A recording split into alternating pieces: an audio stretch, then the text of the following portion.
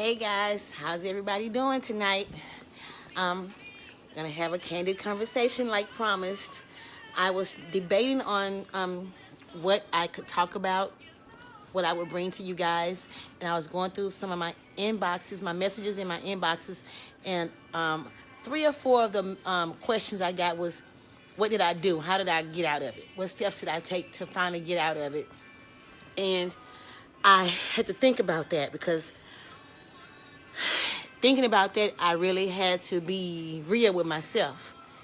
And I promised myself and I promised everybody else that I was going to be transparent and as honest as possible, as real as possible, because like I said, this is a journey that we're taking together, a journey of self-discovery that we're taking together. And as I'm thinking about stuff and reevaluating stuff and just playing stuff over my mind, I am taking the journey. This is some real stuff, some new stuff to me. But being honest, I didn't even know that it was time for me to get ready to get out of my marriage. I knew that it was getting worse. Things were getting worse.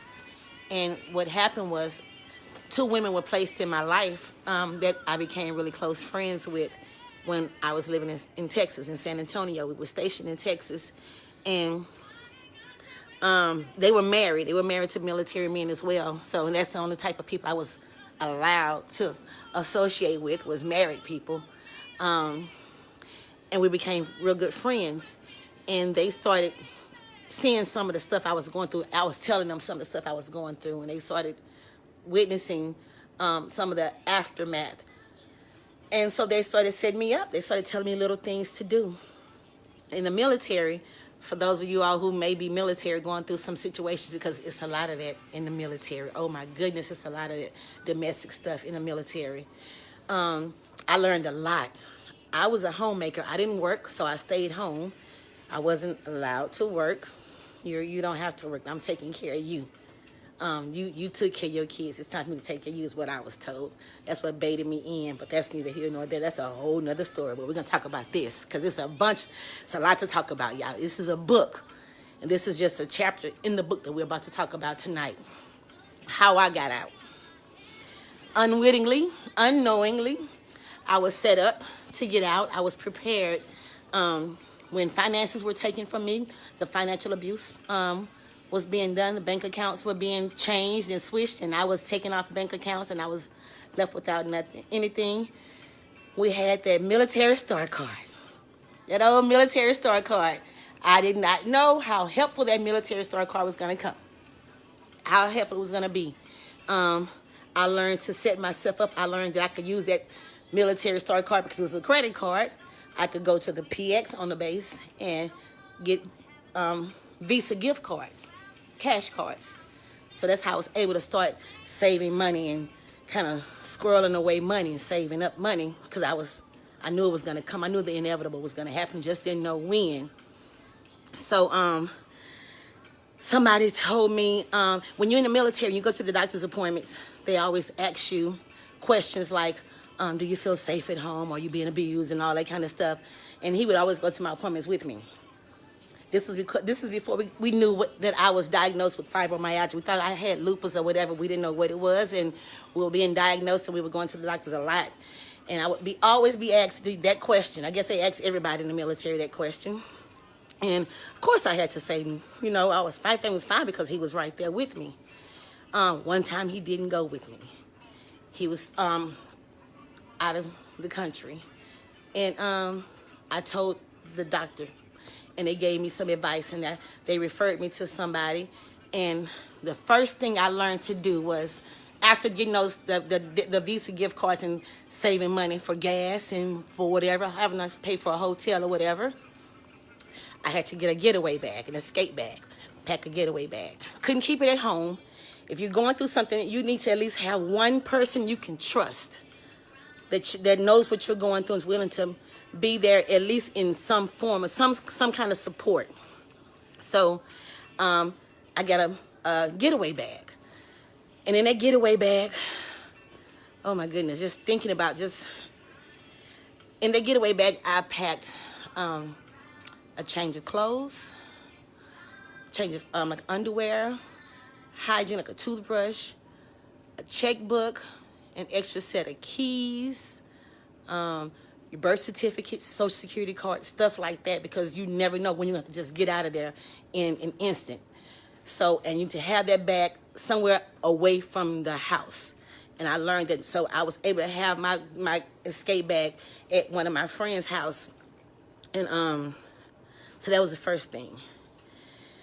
Second thing is sticking with your decision. I had to stick with my plan. I did not know, again, what was going to happen, but I knew it was going to happen. And I knew the situation was getting worse and worse, and I knew it was either going to be him or me. The final straw was, almost final straw. It got so bad where I pretended to attempt to commit suicide.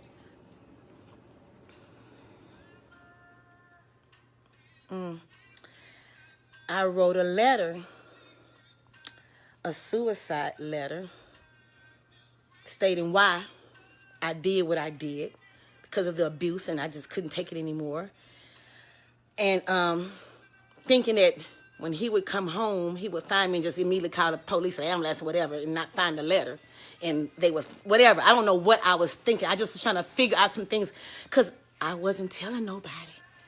I was so embarrassed. I was so ashamed because I was living this certain lifestyle. And I did not want people to know what I was really going through. Because I knew I didn't have anything. I wasn't going to have anything. And that brainwashing, ain't nobody going to be there for you. I'm the only one that's been there for you. Your own family not there for you. And when you need them, they not, that brainwashing had taken place. So what happened was, and I had drank a little bit of vodka or something, just to have a scent of alcohol on my breath, and laid the bottle next to me, a pill bottle with some pills. This is the length that I had gone to, and this is my first time telling anybody this. So I'm thinking when he got home, he was gonna, rush to see me, just immediately call the ambulance, whatever, and they were gonna find the letter, and everything was gonna be exposed. Not what happened. He got home. He found me on the floor, unconscious or whatever. Knew what was going on because something had just happened that morning. So he knew I kept a journal. He had already taken my pages. I found my journal. I had to hide it in different places. He had torn the pages out because I was writing everything. Where he went into where he guessed where I would have the letter on my nightstand, and he read it, and he tore it up, put it in the shredder, then called the ambulance. So when they got there, I had to whisper to one of the paramedics and tell them, y'all just don't know what's going on, what I'm going through. You just don't know what's happening. And he asked me what? And I began to tell him, unbeknownst to me, that he was ex-military too. So instead of him keeping my confidences and helping me, he went to my husband and told him what I was saying. Of course, he disputed it and blamed my kids. He actually told her kids keep her stressed out. They all the way in Houston or whatever, they keep her stressed out, so this is why. He actually blamed my kids. So when they left, that was that. He and I got into it again, and before all of it, I had done what I had to do with the money, as far as my part of the money, to set myself up. So I knew this was going to be the final straw. You put the people in my life, because I always told him I would never call the police. I never put the people in your life. He would always go and get them on me after the fact, and I would be the aggressor. So after they left, I say about 2 weeks later, my daughter Jasmine was living with us at the time, and it was almost time for my best friend Dana's wedding. So let me rewind. Rewind. I had surgery May of 2014, and I had stitches across the bottom of my stomach. Because again, he gave me everything I wanted. He built me up, but he tore me down. Transparency time, y'all. I wanted a liposuction and a tummy tuck. He was whatever you want, I'll do it. I'll get whatever you want. So I was healing from that. And he got mad about something, and he decided to take it out on me. From the bedroom upstairs to downstairs, up and down the stairs. Tried to run out the house, pull me back, and I had to literally get on my hands and knees and beg for him to stop. I went to his superiors. He denied it. He refused to go to counseling as long as it was affiliated with the military, so we went to somewhere off base. And he admitted to everything that he had done. But after that, he didn't trust me anymore because I put the people in our business. So he started looking for stuff. I had this bag already set up, this bag ready, packed and ready to go. Prayed and asked God to whatever's your will, whatever, let it be done. Didn't really know what I was asking for. Well, the weekend before Dana's wedding, I had gone to pick my dress up, had paid for it and everything. We had already planned to go stay at my cousin's house for the weekend like we did all the time. When we went to Houston, we stayed at their house. When they came to San Antonio, they stayed at our house. That was what it was. So it was going to be a typical weekend. But my daughter Jasmine wanted to go this time because she wanted to go see some of her friends in Houston. We were going to be there for the weekend. Why not? He didn't want that. He didn't understand why she had to go, why she wanted to go with us. So we got into it about that. She and I were out at the store. This was never forget, Friday before Dana's wedding. And he had gone into Jasmine's bedroom and went through her belongings and found something that was none of his business, but decided he wanted to put her out of his house because whatever. So we got into it because of that. She ended up leaving the house, and that was the beginning of the end. Exactly 1 week from that day, in September 2014, I left San Antonio, Texas, going to Houston for a wedding and to visit my grandmother. And like I said before, I was served with divorce papers because I abandoned the marriage. Now, I said all of that to say, if he hadn't filed for divorce, I ask myself sometimes, would I still be there?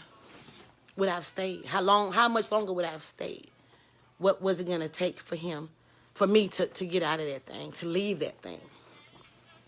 And I don't know. I can't answer that. I can't answer that because I was removed from that situation by force. God removed me from that situation by force because I didn't have the strength. LaRonda, the natural me, I didn't have the strength, the will, because he had stripped me of all of that. My self-esteem, my self-worth. He had taken all of that.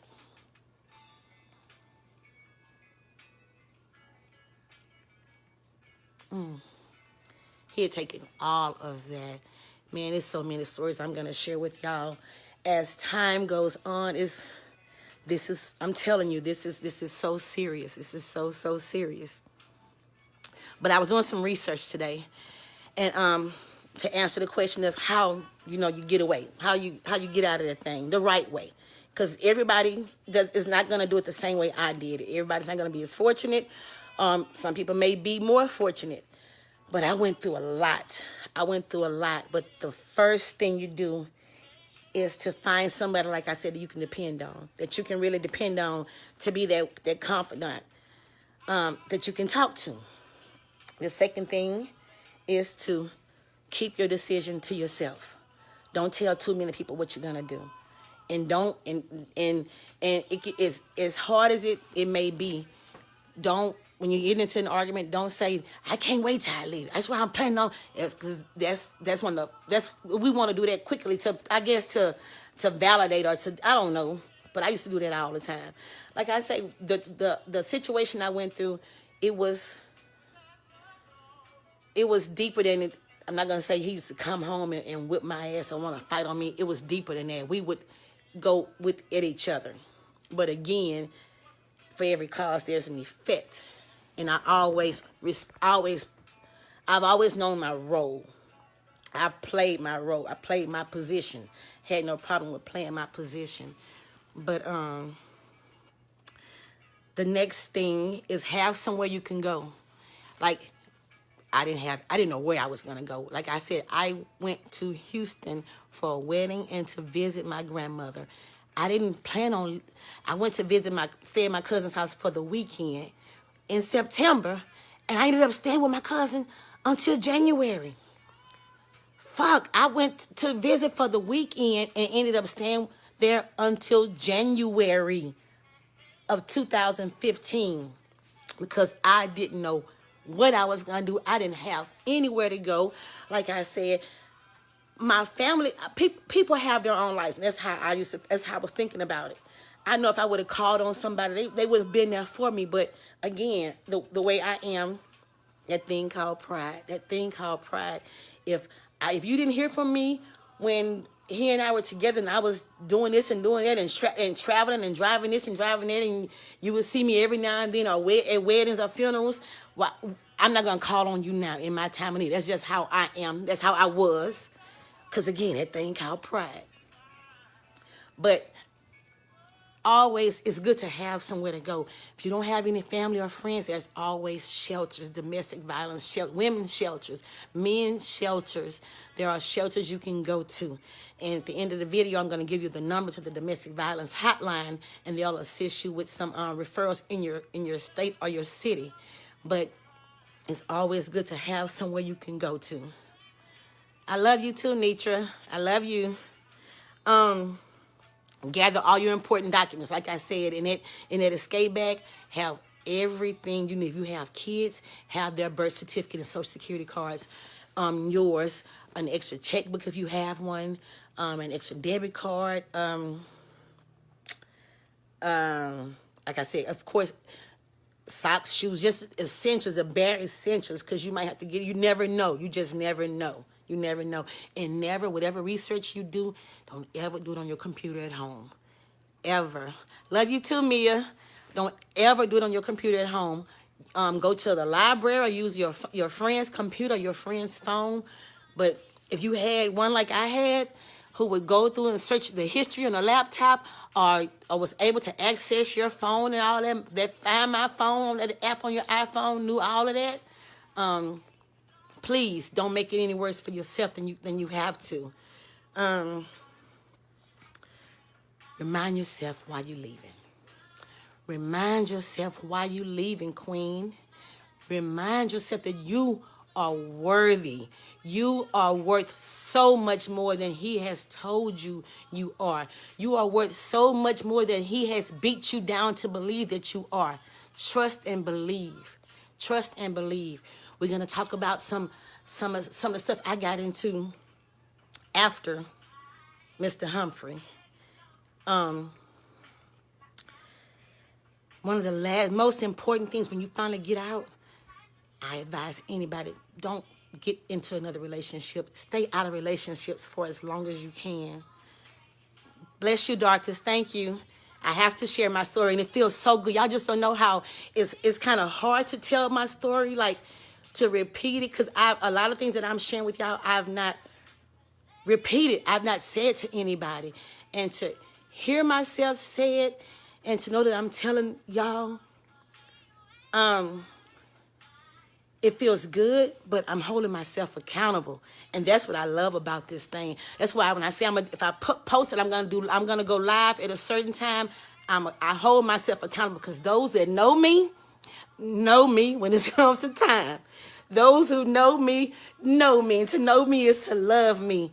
A quick joke, I said, I'm gonna get back to being serious, but I said, I tell all my family, my friends, at my funeral, this is so serious, because those who know me know what I'm finna say. Y'all know I'm so serious. Those that know me, because of my poor time management skills, let's just get that out of there. In God's work, I'm being dealt with on that for real. But I want to roll up in that thing 10 to 15 minutes late. That's just that in true LaRonda fashion, okay? Truly around the fashion. I wanna roll up in there 10 or 15 minutes late because it wouldn't be right if we didn't, right, Lord? But anyway, once you get out of that thing, it's gonna be hard. If you don't have a support system, a strong support system, because this is one of the reasons why I'm doing what I'm doing. I want to bring awareness to this thing. I want to start a conversation because we don't talk about this. You don't talk about this. Is something we don't talk about, especially in our community. We don't talk about this. You know that old saying, what happens in this house stays in this house. What goes on in this house stays in this house. So we don't talk about this, but it's real. It's just as real as everything else that we endure, that we go through. It's just as real. We need to talk about it. We need to talk about it. It needs to be It needs to be said. A conversation needs to be had. So with that being said, I didn't have the support that I wish I had, because again, we don't talk about it. And the first time that I went, I did tell. I went to the military and I told. I even got to so far as you getting ready to go before the board or whatever they do, and his lieutenant colonel and him literally begged me that if I recanted, he would go and seek counseling. And that's all I really wanted. God knows that's all I wanted, was to get help. I didn't want to ruin anybody's career. I didn't want my marriage to end. I wanted us to get help. So I did that. We went to like 1.5 sessions. And I say a half because that second session got so out of control. It got so real and so raw, he cut it short. So when I went back, they didn't really believe me, like the little boy that cried wolf. Because when I told y'all the first time I recanted, then I come back, and now I'm saying it again, y'all don't really believe me. It got to the point where after my surgery, and I wasn't healing properly because of my navel, I wasn't healing. I forgot what was wrong with it. And I was in the emergency room, and he had to call in to his commanders to let them know where he was and what was going on. And they knew in their minds, they knew what had happened and what had been happening. So they came to the hospital, to the emergency room, to check on me, to make sure it was really from my surgery and not something that he had done, when in actuality, it was something that he had done to cause that. But anyway, but they actually came just to check on me, but it was really to make sure that it wasn't something that he had done. My cousin and her husband used to come and visit, and she wouldn't say anything, but she knows me. And after the fact, she would say, I felt something was going on, but I didn't want to say anything. I know how you are, and I knew you would say something when you got ready to, so I didn't want to. But she said I would notice that when we came, the stuff would be on the walls. It would be looking different. Stuff would be hung differently. Yeah, we had to. Yeah, we had to. So when I finally told people, everybody was like, "What? No, not him." Yeah, his own mother told me at one time, "I'm so sorry what my son does to you, but I would never testify against him. I would never speak against him." She told me that. So anyway, it's good to have a support system, somebody, at least one person that you can really depend on. But these days, I was having a conversation with somebody and made a lot of sense. I didn't agree with it at first, but it makes a whole lot of sense given what's happened in the recent past. These days, people are scared to say anything because of fear that the aggressor may come after them. And with what's been going on lately in the news, I mean, I would, but at the same time, right is just right, and I would be compelled to say something. If I saw something, I would have to say something.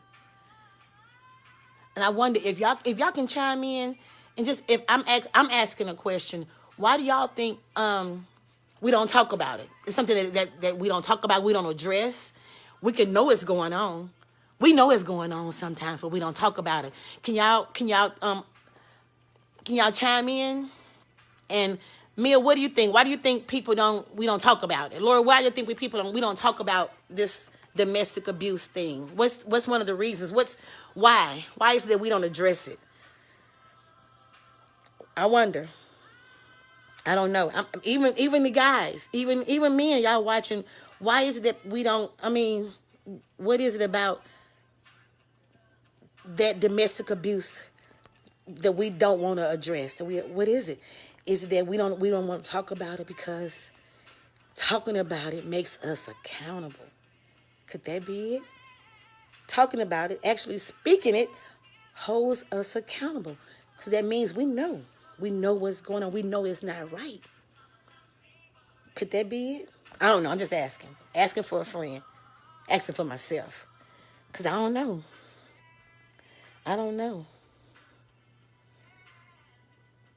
How can you know somebody is being abused and not say anything? I don't know. Y'all have any questions? I'm going to give y'all the domestic violence hotline telephone number. If anybody is going through some domestic violence situations, Dorcas says people don't want to be judged. True. I think we don't know how to address it, or we don't know how the person would take it if we addressed it. But I can agree with both of those.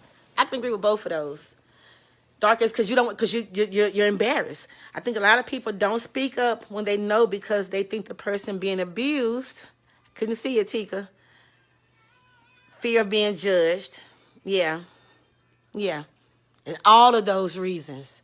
I agree with all of those reasons. I was embarrassed. Fear of being judged. And then, like Mia said, you don't know if the person that's being abused, how they going to receive you. But it's not up to them. That's not your business. That's not your business to worry about how they respond. In my opinion, it's up to you what you do. What they do with that is up to them. But in my opinion, as a human, not even a woman of God, but as a human, as a woman, period, I would be compelled just because if they receive it or not. I don't know whether they receive it or not, but I was still. Because we had a friend in Louisiana when we lived in Louisiana, and we lived in New Lano. Hey Michelle, if you're watching, she lived. Those houses are so close together. Y'all know the one. Y'all know me. Y'all know the houses in New Lano are so close together, and we were kind of. She went to church with us, so we were friends, and she knew what was going on because it would be loud. Laura, what you say? Women are ashamed and embarrassed and just want to keep the bandaged situation. You're right. But she would be sitting outside smoking a cigarette or whatever.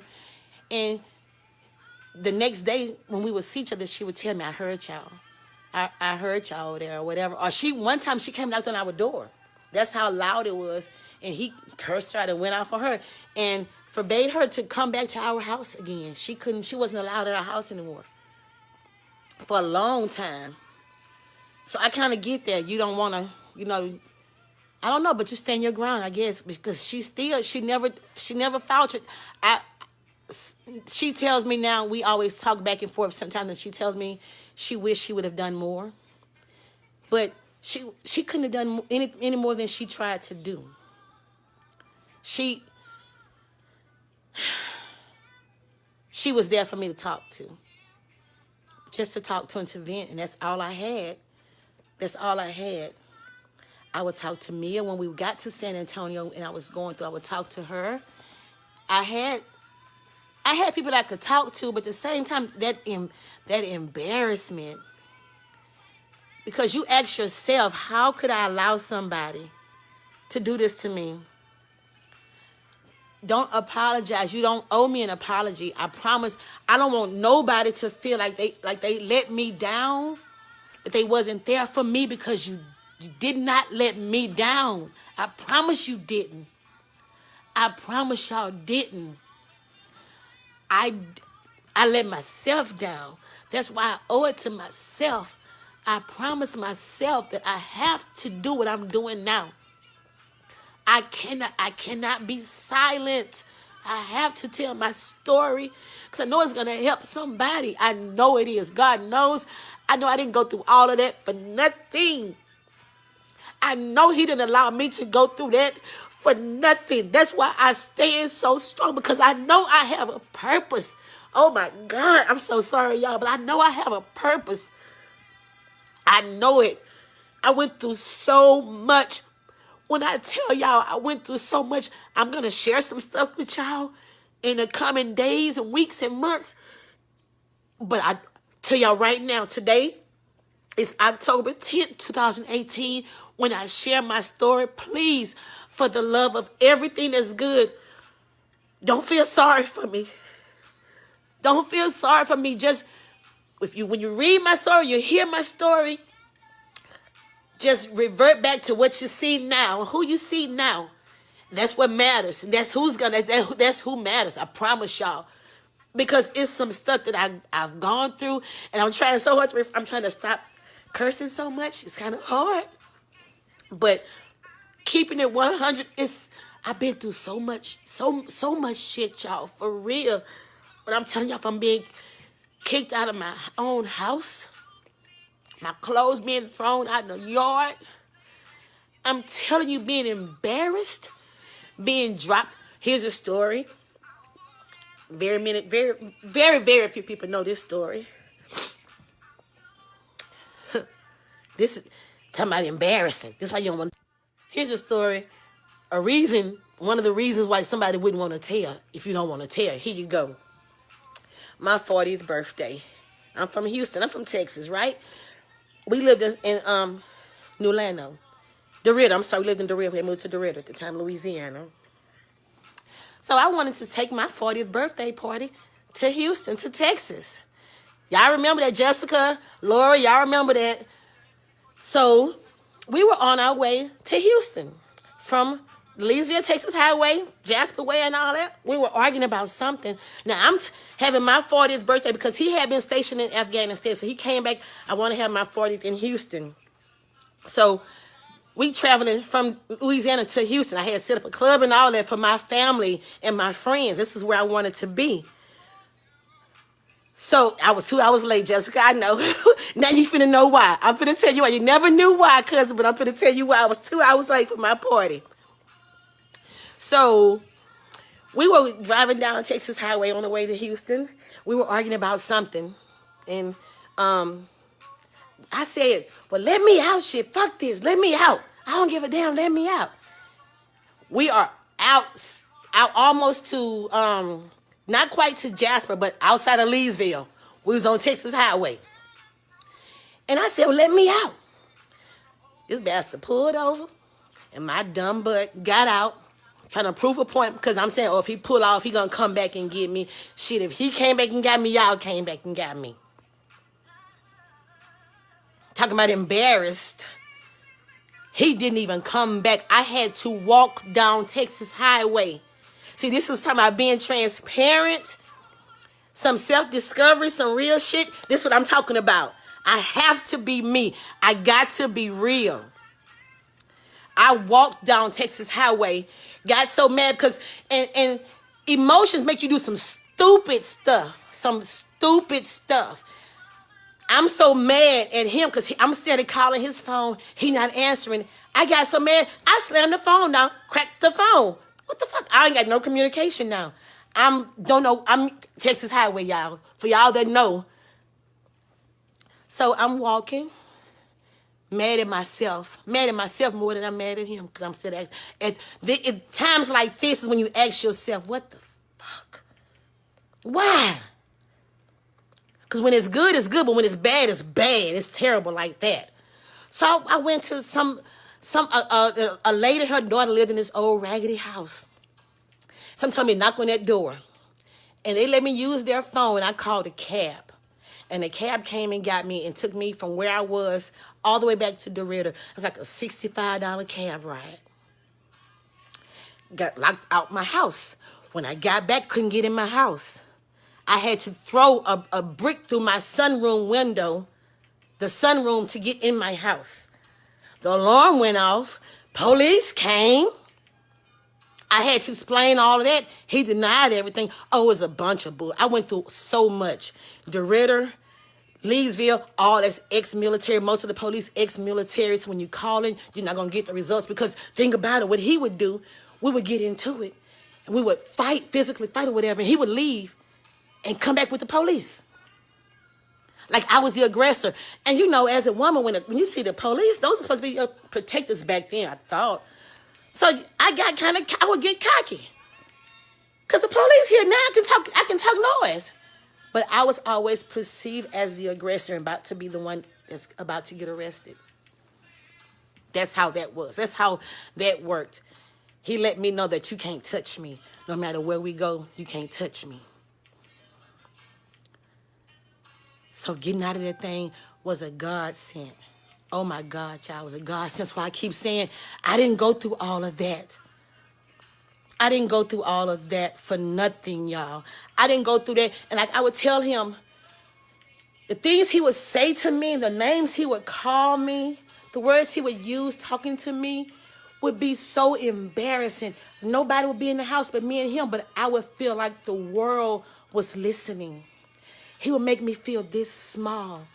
And sit here almost 5 years later and think, why in the hell, how did I let anybody allow me to feel that way about myself?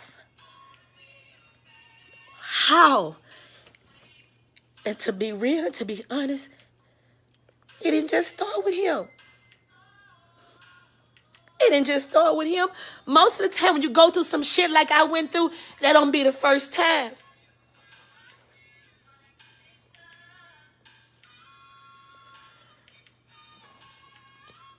When you come from dysfunction, and that's all you know,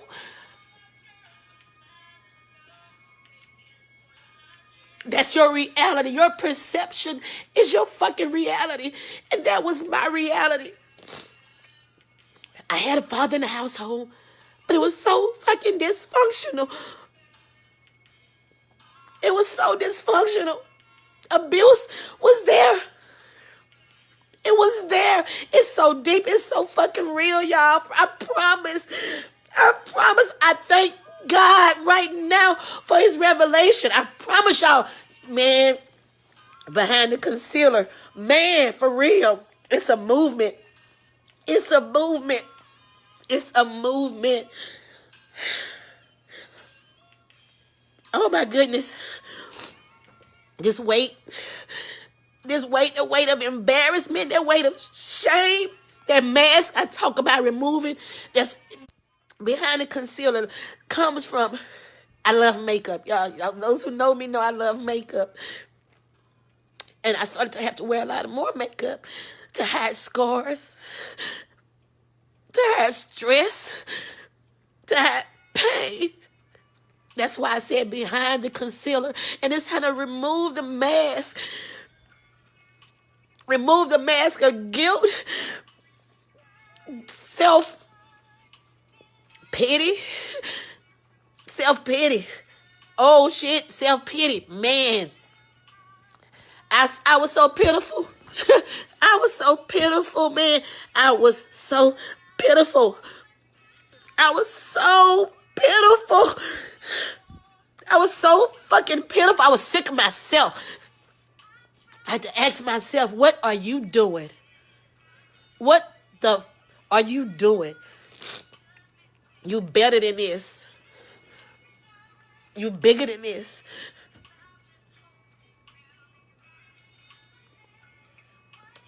I used to wonder why broken people, I was always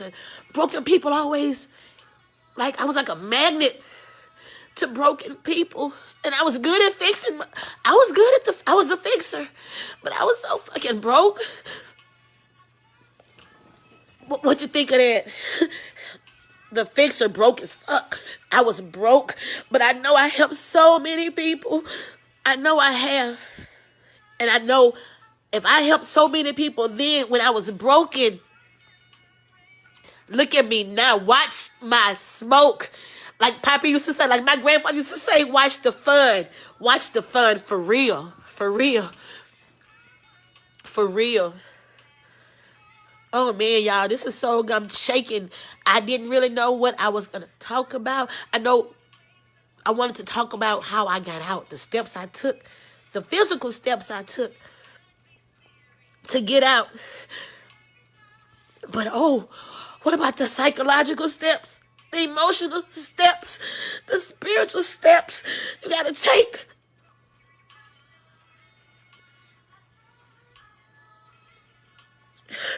That journey you got to take, and you got to take it by yourself. All you have is your faith. All I had was my faith. My faith. My faith. I have to wonder if I had made certain decisions with certain outcomes, would outcomes be different? I don't know. After my situation with Lonnie, after my divorce with Lonnie, I thought I was done. I was done. Oh, nope. Divorce, the ink wasn't even dry on the divorce papers, literally. Found myself in New Orleans. Come to New Orleans with me. My family, I'm going to take care of damn, LaRonda. I'm going to take care of that just dawned on me again. Come to New Orleans with me. I never hurt you. I would never do you like that. Only time I make you cry is happy, tears of joy. I would never treat you like that. Shit. Wasn't worse. Yes, it was, but it wasn't physical. It was not physical at all. It was so mental, so verbal. Oh my goodness, so verbal. It was so verbal. But y'all know my baby Diego? The one I had been having him for 3 years. God sent him to me. I always say God allows things to happen to you, allows you to be put in certain situations, in certain positions. You don't understand it. Something you may never do. You know, some things you would never, ever do. But I found myself in New Orleans in a situation, and I would constantly ask myself, literally, I have to be honest with y'all, because I have to be honest with myself. I would ask myself, excuse my language, y'all, what the fuck? Why are you in this situation? You know this not you. I would question that. But now in hindsight, Diego, that child, God sent that child to me, and he sent me to that child. I needed something in somebody in my life at the time, after my divorce. I needed something to hold on to. My kids were grown and living their own lives. I needed something to hold on to, something to make myself, for me to prove to myself that I was worthy, that I was needed, and I could be a nurturer for somebody, because I'm a nurturer. I'm a nurturer by nature. That's just who I am. So Diego came into my life, and God knows that, baby, I felt like I gave birth to that child. I love him like I gave birth to him. And he needed me. I thank his mama for allowing me to love him like she's allowed me to love him. She didn't have to do that, but I needed him at the time. And he loves me unconditionally. My granddaughter, Mackenzie, loves me unconditionally. Caden, my grandson, I love him unconditionally. Y'all, I have been on this journey, this journey of self-discovery. Self-discovery. Just in the past maybe year and a half, almost 2 years, I can really say I am on my way. I can really say that I feel like I've accomplished something. I can say that I helped somebody on my job. I know I help people. People come to me often and tell me how I helped them. One lady told me after an interview, Miss LaRonda, if I don't get this job, I just want to say thank you. Can I give you a hug? Because you let me know. You make me feel like I can go out there and do anything I want to do. I have to work this work. I must work this work. And it don't feel like work when it's what you love to do. It's not work. It don't feel like work. Man, I love y'all. Thank y'all so much for allowing me to remove my mask. I have to be able to remove my mask and be real before I can help anybody. I have to speak my truth before I can help anybody. I remember being called a hood rat, being called a ratchet, being called ghetto, because I am who I am. Am I educated? Hell yeah. Am I a little hood? Hell yeah. Sorry. Am I spiritual? Yes. I'm real. I'm real. I'm me. I can only be me. And like my Uncle G says, ain't nobody better at being you than you. Good, bad, or indifferent, I have to be me. That's what makes me so awesome. That's what makes me so real. Because I can walk this walk and talk the talk because I've walked the walk. I'm not going to tell nobody to do nothing that I have not done. Yes. Yes, indeed. We have to stand up and be there for each other. Be our sisters' keepers, our brothers' keepers. We have to keep it real. We got to keep it 100. Is everybody going to agree with you? No. Is everybody going to want to take that walk with you? No. But so what? It's not meant for everybody to take the walk with you. It's not. It's not. Sometimes people are meant to be in your life only for a season. And once they serve their purpose, or you serve your purpose, it's time to move on. Time to let that thing go. It's us that want to hold on. When it's time to let it go, it's time to let it go.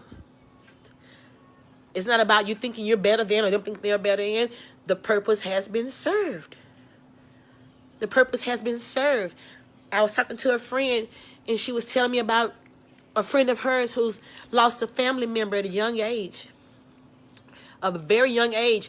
But he had done so much for his family. He had helped a sister and a brother get through college.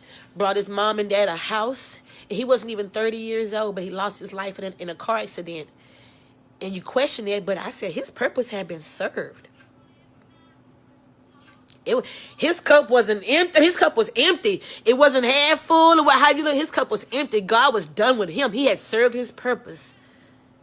He had served his purpose.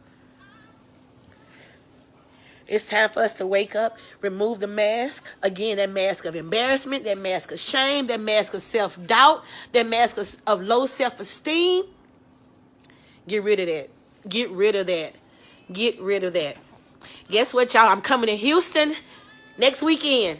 October 20th. October 20th. I plan on being in Houston. We don't know the exact location yet, but when we did Candid Conversations this past Saturday, I didn't mean to. I wanted to stay on live longer, but I didn't want to bore y'all. I didn't want to keep going because I could have talked all night. I'm telling y'all, I got a story to tell y'all, and if y'all willing to listen, I'm willing to tell it. I'm willing to talk, and it's not to make anybody look bad. It's only telling my truth. I'm telling my truth of what I went through, things I went through, the good, the bad, and the ugly. I went through a lot of good, a lot of bad, a whole lot of ugly. But you know how diamonds have to go through a process before they can actually become those sparkly little things we love, some of us love? Yeah. I have to be pressed, and press some more, and I'm ready. Oh my goodness, I'm ready. Oh my goodness, I'm ready. And again, it's not just talking about domestic abuse. That's where it starts. That's my baby. That's my passion. But where does that domestic abuse come from? Most of the times it comes from dysfunction in the family. It's a cycle. And when we say domestic abuse, it's not always intimate partner. It's not always your girlfriend or your boyfriend or your husband, your wife. It can be mama. It can be daddy. It can be sisters.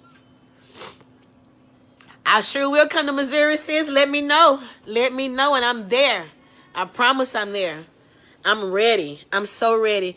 I used to wonder. I had this vision, y'all, back in 2000. Poppy passed away in 2006. In 2005, I was asleep. I thought I was asleep, but I was really woke. And God showed me. I didn't know it was God. I had this vision that I was standing before a bunch of people, standing just like not at a pulpit, cause I can't. But just standing before a bunch of people, and I didn't understand it. And there was a lot of women, And I asked my grandfather, and he said, "That's something that God has for you." He said, "I don't." He would call me Lorinda. Lorinda, I don't really know, but God got something for you. I remember my godmother Barbara, her brother, when I was 18, and we would have prayer. After my mama died, and I lived with them for a little while, and we would have prayer every morning or every Sunday morning. And he was a prophet or whatever, and he would hit my feet hard as hell. He would just be saying, "She's gonna go in and out, in and out." He was hitting my feet, saying and at the time I was 18 years old. I'm wondering why the hell is he hitting my feet like this? It hurt. Why is he hitting my feet so hard? What is he saying? What, in and out of what? In and out of where? I'm sorry, y'all keep getting phone calls. I'm sorry. In and out of where? But now I see. Now I see. I better stop running. And I always thought I can't see myself preaching, like being a preacher. I couldn't fathom. But God said, who said I was talking about doing all that? I said you was going to help people. You was going to be able to touch somebody. You was going to be an advocate for somebody. Not the way you thought I was talking about. Not the way you anticipate. Not the way your feeble mind. Your minute mind. Because my mind, I guess I didn't see what he saw. What he had for me. I didn't see that. But now I do. Now I'm so ready. I'm so ready. I'm so ready, y'all. Well, I could talk all night long, y'all. I can do this all night long. But we're going to do this once a week, maybe. Once a week. Just have a candid conversations and just talk about whatever. Whatever is on my heart to talk about. I love y'all so much. This feels good to be able to be so real and be so candid. Be so candid and to remove the mask, y'all. And cried all my eyeliner off. Lashes about to come off. But hey, that's what it's all about. Until next week, y'all. Or if I feel groovy, if I feel like doing something else before then, I will let y'all know. I will post. You never know. You never know. But I say I'm going to do it every Tuesday or Wednesday. Not just in October. We're going to keep this thing going, y'all. I promise y'all. I promise y'all. Y'all stay on this ride with me. Stay on this journey with me. Y'all won't be disappointed. I promise y'all. Behind the concealer, So Diva, it's a movement, y'all. I promise y'all. I love you. God bless.